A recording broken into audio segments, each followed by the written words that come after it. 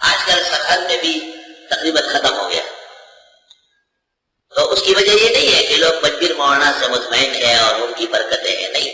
دینی مدرسوں سے جو علماء پڑھ کے آئے ہیں وہ پسند نہیں کرتے، اور پسند اس لیے نہیں کرتے کہ فقہ نہیں جانتے. یہ نقطہ یاد رکھو، عدم فقہ. ہمارے مدرسوں سے پڑھ کر جو فارغ ہوتے ہیں ان کی جو فقہی مہارت ہے خاص کر تخصص کی، وہ تو آپ مجھ سے جایا جاتے ہیں کہ وہ سیر کو 6 پاؤں کا کہتے ہیں.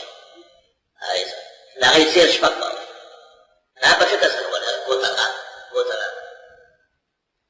20-30 پنجیری جید مشاعر کی موجودگی میں نے کہا ہے کہ ہیلے کے انکار میں شیخ القرآن سے سخت فقہی لغزش ہو گئی، اور تم لوگ لغزش پر قائم و گناہگار ہو. میرے کسبی کٹا کے پڑے میں ماں فقہ کی کتاب ہو گئی کہ باغی کی دائی لے آگے نہیں کر کیا رہا باہر کتاب کی المعروف لا یترک لاجل المنکر.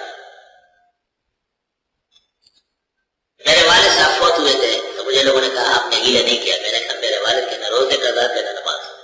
ایک دوسری بات یہ کہ اگر یہ چیزیں ہوتی تو میرے پاس پیسے ہیں. ہیلہ تو اس مسکین کے لیے ہے کہ جن کے ذمہ روزے اور فدیے زیادہ ہو اور وہ پورا نہیں کر سکتا.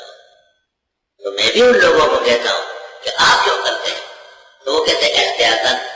تو احتیاط تو ہو سکتی ہے لیکن افضل اس سے یہ نہیں ہے کہ الگ تجرید آپ فی فرد فی صلاۃ اور 100 فدیہ ادا کریں. پورا حساب کریں. اس میں بھی فقہاء کا فائدہ زیادہ ہے.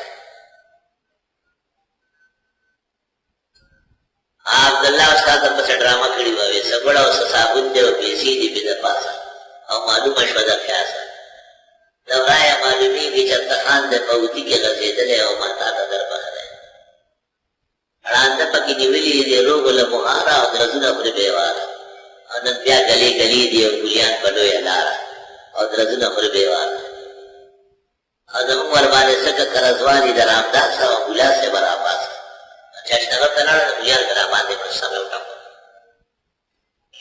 ٹھیک دا حق گوئی پخبل دے رہا مسئلہ کرا کا بیان کرا. یقیناً ہیلہ ہے اور اسقاط فقراء اور مساکین کو جو تقسیم ہوتا ہے لے دے کے بعد یہ عین فقہ کی تدبیر ہے. اس کا انکار یا تمسخر صحیح نہیں. تم میں بھی بہت سے ہوں گے جنہوں نے الٹا سنا ہوگا مگر آج قرآن میں صحیح سنا اور یہ درست اور صحیح ہے. کوئی فقیہ جو فقہ کو ثمرۃ القرآن و سنت کا ہے اور جن کتابوں کا میں نے نام لیا ان کو دین کا کتاب کا ہے وہ اس کا انکار کرے تو کیا مجھے بتائے. ایک نقطہ سن لو. نقطہ یہ ہے مولانا اشرف علی صاحب نے خذ بیدک دغسا فاضرب به ولا تحنث کے نیچے واقعہ ایوب نقل کیا. پھر فرمایا یہ ہیلہ اس وقت ہوگا آج نہیں ہے. اللہ جزائے خیر دے مفتی اعظم پاکستان مولانا مفتی محمد شفیع کو. اس کے نیچے لکھا اس کے بعد حوالے دے دیے کہ یہ ہیلہ آج بھی جائز ہے اور قیامت تک جائے. پھر لکھتے ہیں رہ گیا حکیم الامت کا انکار وہ کسی خاص صورت کا ہوگا ورنہ مسئلہ اب بھی یہی قائم ہے.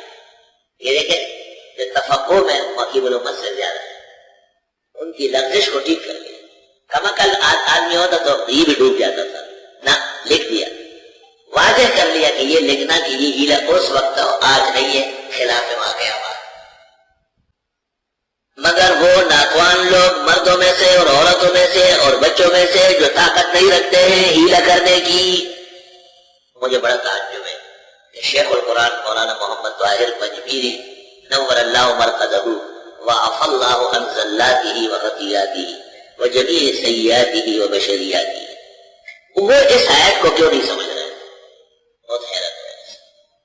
ادنا درجے کا طالب بھی جب اس کا ترجمہ فہم کرنے کو سمجھ لیتا ہے کہ اللہ نے ترغیب دی ہے کہ کاش کہ یہ لوگ کوئی ہیلہ کر کے اور بچ جاتے کفر کے ملک سے نکل جاتے. ہمارے فقہاء نے لکھا ہے کہ ایک آدمی کو استنجا کرنا ہے پانی والا اور وہاں لوگ ہیں تو اچانک کہا کہ دیکھو سامنے بسے رہے عمارت کے نیچے ہری پگڑی والوں کو ذبح کیا جا رہا. ذبح کہاں ہوتے کا حلوہ بڑھ رہا ہے وہاں تو یہ بھی متوجہ ہو جائیں گے تو یہ جلدی بیٹھ کے استنجا کر لے دور لیدا بھی لگا. یہ نہیں نہیں ہے کہ مختلف استنجا ہے برتی بجت یار چمک خینا سے براٹی اس بھی استنجاری حرام ناجائز بالکل گناہ کبیرہ.